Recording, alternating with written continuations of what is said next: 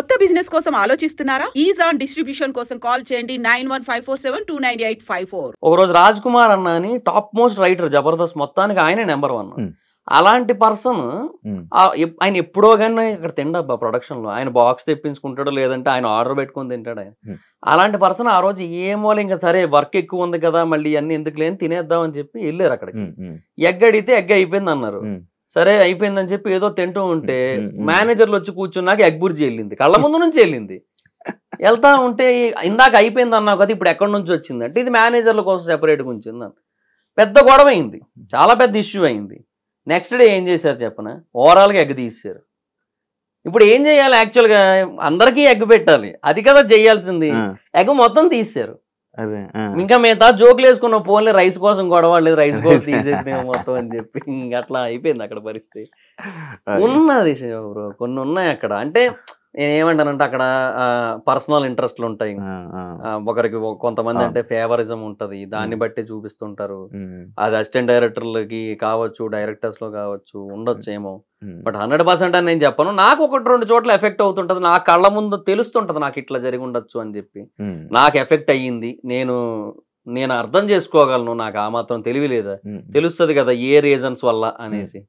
వాళ్ళు ఏదో కవర్ చేసుకుంటారు స్కిట్ కోసం, స్కిట్ బాగా రావడం కోసం అది ఇదని అంటారు. బట్ అది ఓవరాల్ గా ఏ కారణం చేత అలా జరుగుతుందో మనకు అర్థం అవుతుంది కదా, జరిగాయి అట్లా అంతే.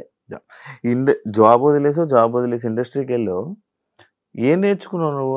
అక్కడ అవ్వలేదు, ఇప్పుడు ఇక్కడ జాబు లేదు నీకు, ఇక్కడ జబర్దస్త్ లో నీకు కావాల్సిన ఫీల్డ్ లేదు. అంటే ఇనీషియల్ గా నేను అనుకున్నదైతే నేను అచీవ్ చేయగలిగాను అట్లీస్ట్. సో ఆది అన్న స్కిట్లు చూశాను స్టార్టింగ్ లో, నాకు నేను అలా రాయగలను అనిపించింది. అదే కాన్ఫిడెన్స్ తో వెళ్ళాను, ఒక 5 స్కిట్లు రాసుకొని. ప్రొడక్షన్ రెడ్ అన్న అని ఒక ఆయన ఉంటారు, ఆయన నన్ను సరే నువ్వు ఈ రోజు కాదు షూటింగ్ 18 ఉంది, ఆ రోజు రా తమ్ముడు జూలై 18 అని చెప్పి ఆ రోజు పిలిపించి వెంకయ్యన్నకు పరిచయం చేశాడు. వెళ్ళాను, వెంకయ్యన్న దగ్గర రైటర్ గా ఒక 7 షెడ్యూల్ చేశా. తర్వాత ప్రకాష్ అన్న టీమ్ లో ఆర్టిస్ట్ గా ఒక 7 షెడ్యూల్ చేశా. అభి అన్న టీమ్ కి వెళ్ళా, అటు నుంచి అవినాష్ అండ్ కార్తీక్ అన్న టీమ్ కి వచ్చా, ప్రసాద్ అండ్ నరేష్ టీమ్ కి వచ్చా, లాస్ట్ అండ్ ఫైనల్ గా ఆర్పి అన్న టీంకి వచ్చాను.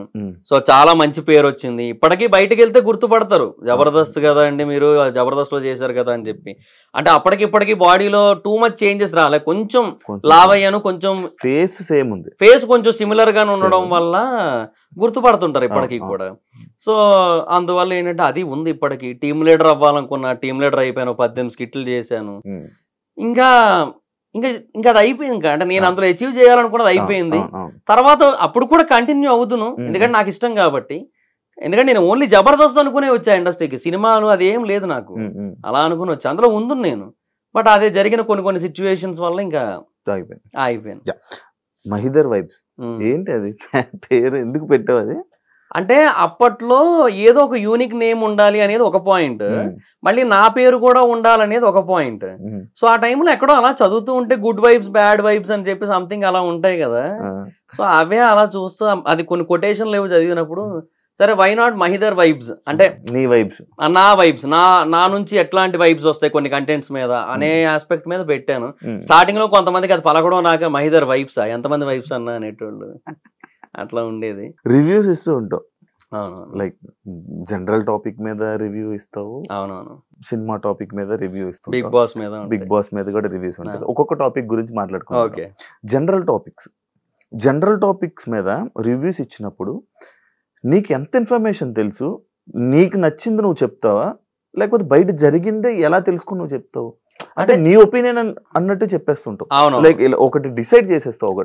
ఇప్పుడు ఒక వైఫ్ ఒక బాయ్ ఫ్రెండ్ ఒక గర్ల్ ఫ్రెండ్, వీళ్ళిద్దరికి గొడవలు అయ్యింది, నేనేం చంపేసింది ఈయన చంపేసింది, ఒకరి మీద తప్పు అన్నట్టు మాట్లాడేసి రివ్యూ చెప్తూ ఉంటావు.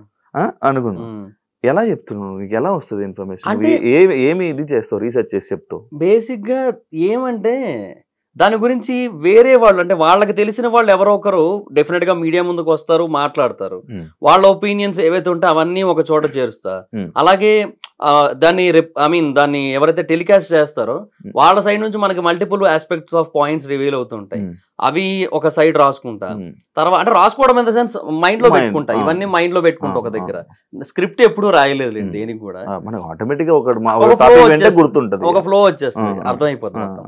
తర్వాత కొన్ని ఆర్టికల్స్ ఉంటాయి, న్యూస్ ఆర్టికల్స్, అది తెలుగులో కావచ్చు, ఇంగ్లీష్ లో కావచ్చు, న్యూస్ ఆర్టికల్స్ ఉంటాయి. ఆ ఆర్టికల్స్ అన్ని కూడా రిఫర్ చేస్తాను, వాటి గురించి అర్థం చేసుకుంటా.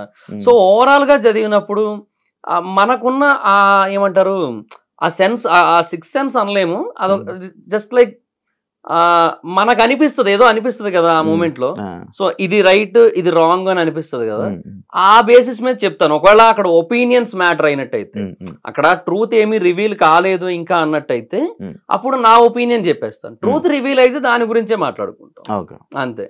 నెక్స్ట్ బిగ్ బాస్ రివ్యూస్ గురించి మాట్లాడదాం. మీరు కూడా వెళ్ళారు. మీరందరూ ఈ బిగ్ బాస్ రివ్యూలు ఇచ్చేటప్పుడు రివ్యూవర్లు అందరూ అనుకొని ఈయన్ని బ్యాడ్ చేయాలి, ఈయన్ని మంచి చేయాలి అని చెప్పి ఒకప్పుడు ఒక స్క్రీన్ షాట్ అనేది బయటికి రిలీజ్ అవ్వడం జరిగింది. ఓకే, అవునా? ఒక స్క్రీన్ షాట్ రిలీజ్ అయ్యింది. లైక్ అరే ఈ కంటెస్టెంట్ వెళ్తున్నాడు, వీడిని మనం బ్యాడ్ చేయాలి, ఈ కంటెస్టెంట్ బిగ్ బాస్ లోకి వెళ్తున్నాడు, వీడి కొంచెం మనం సపోర్ట్ చేయాలి అని చెప్పి ఇలా పట్టుకొని ఒక స్క్రీన్ షాట్ రిలీజ్. అది నిజమా? మీకు ఏమనిపిస్తుంది చెప్తావా? లేదు, నాకేమనిపిస్తే అదే చెప్తా నేను, అలా ఏం ఉండదే. ఇది ఎప్పుడు మీకు జరగలేదు? మీరు ఎప్పుడు రివ్యూవర్లు ఎప్పుడు మాట్లాడుకోలేదా? అంటే నేను శ్రీను 65 మాట్లాడుకుంటాం, because we both are friends from Jabardasth. Jabardasth లో చేసాడు తను కూడా, సో అట్లా పరిచయం.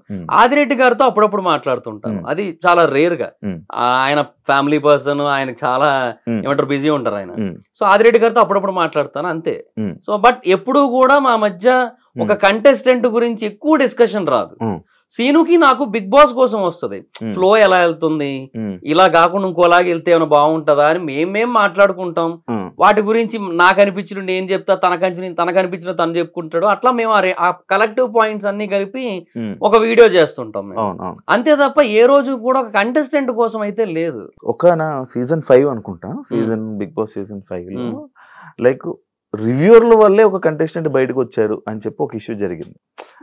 అండ్ అది పక్కన పెడితే, అంటే ఒక కంటెస్టెంట్ ని ఈ కంటెస్టెంట్ ఇలా అంటే జనాలందరూ ఆల్రెడీ షో చూస్తారు, కానీ ఒక కంటెస్టెంట్ ని నువ్వు ఇదే అని చెప్పి మీరు ఇలా డిసైడ్ చేయడం వల్ల జనాలు మైండ్ సెట్ మ్యానిపులేట్ అయిపోద్ది అంటే నువ్వు యాక్సెప్ట్ చేస్తావా? అంటే బేసిక్ గా బిగ్ బాస్ రివ్యూస్ చూసేది ఎందుకంటే, ఇది నాకు ఇలా అనిపించింది, నా ఒక్కడికే అట్లా అనిపించిందా, నీకు కూడా అట్లానే అనిపించిందా అనేది కన్ఫర్మ్ చేసుకోవడానికి చూస్తారు బిగ్ బాస్ రివ్యూస్.